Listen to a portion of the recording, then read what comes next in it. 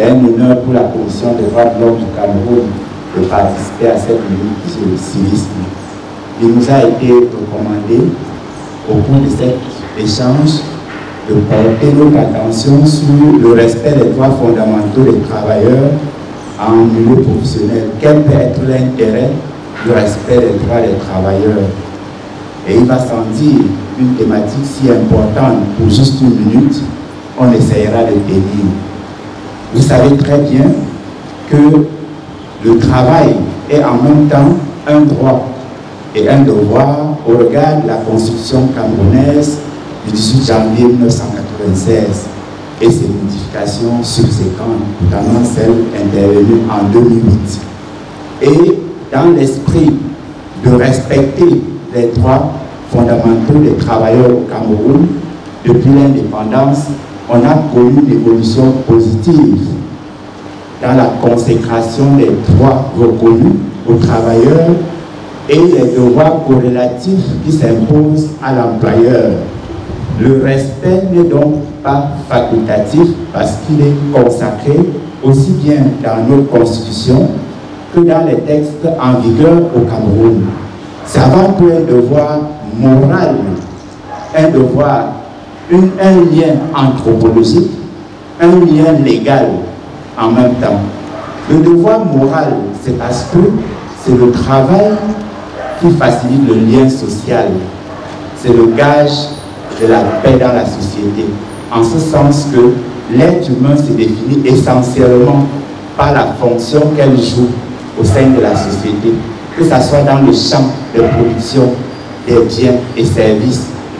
Et il sera impliqué comme travailleur, offrant sa force de travail à la production de ce qui est nécessaire à la vie en communauté. Ou alors, comme entrepreneur, il mobilise alors les ressources pour faciliter cela. Et comme je l'ai dit, le droit du travail crée à travers le contrat de travail une relation réciproque synagmatique, c'est comme ça que disent les juristes, entre le travailleur et l'employeur, en ce sens que les droits consacrés et reconnus aux travailleurs ont pour corollaire les obligations qu'impose l'État à l'employeur de les mettre en œuvre, de les garantir et de les faire respecter. L'Office de la Commission des droits de l'homme du Cameroun, comme institution nationale des droits de l'homme, de promotion et de protection des droits de l'homme, ainsi que la prévention de la torture, a cette vocation dans sa triple mission de sensibiliser les populations pour qu'ils connaissent parfaitement leurs droits, de contribuer à la protection des dits droits lorsque des allégations de violations sont portées à notre connaissance. C'est dans ce sens que nous nous auto-saisissons des cas majeurs constatés. Nous traitons des requêtes qui nous parviennent par tous les voies possibles. La personne se présente dans nos services, elle peut nous saisir au 1523, elle peut soumettre notre requête par voie électronique ou par toute autre voie.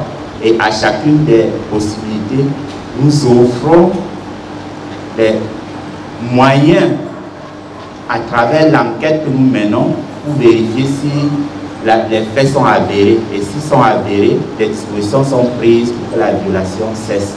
Et cela n'est qu'une contribution au rôle essentiel qui revient à l'inspection du travail, puisque la mission du ministère du Travail et de la Sécurité sociale, c'est avant tout la promotion de l'emploi et la protection des travailleurs.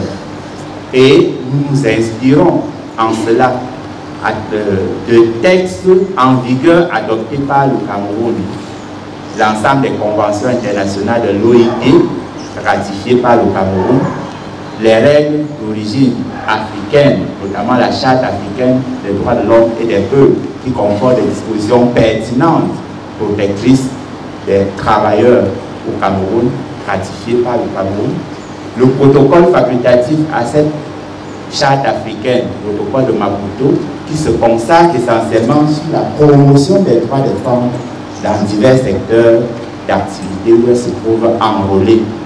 Le Cameroun est également partie de cet instrument. Au plan interne, j'ai fort pertinemment cité la Constitution du Cameroun, du 18 janvier 1996. J'ai également évoqué la loi du 14 août 1992 qui consacre le Code du travail au Cameroun et ces décrets, multiples décrets d'application de 1993. Il va sans dire, le chemin est encore long, monsieur le ministre, pour que tous les travailleurs soient pleinement respectés, les droits des travailleurs soient pleinement respectés au Cameroun. Il y a lieu de noter déjà ces avancées. Les difficultés persistent parce que le droit du travail fait partie de ce qu'on appelle les droits économiques, socio-culturels, dont la mise en œuvre est fonction aussi du niveau de développement.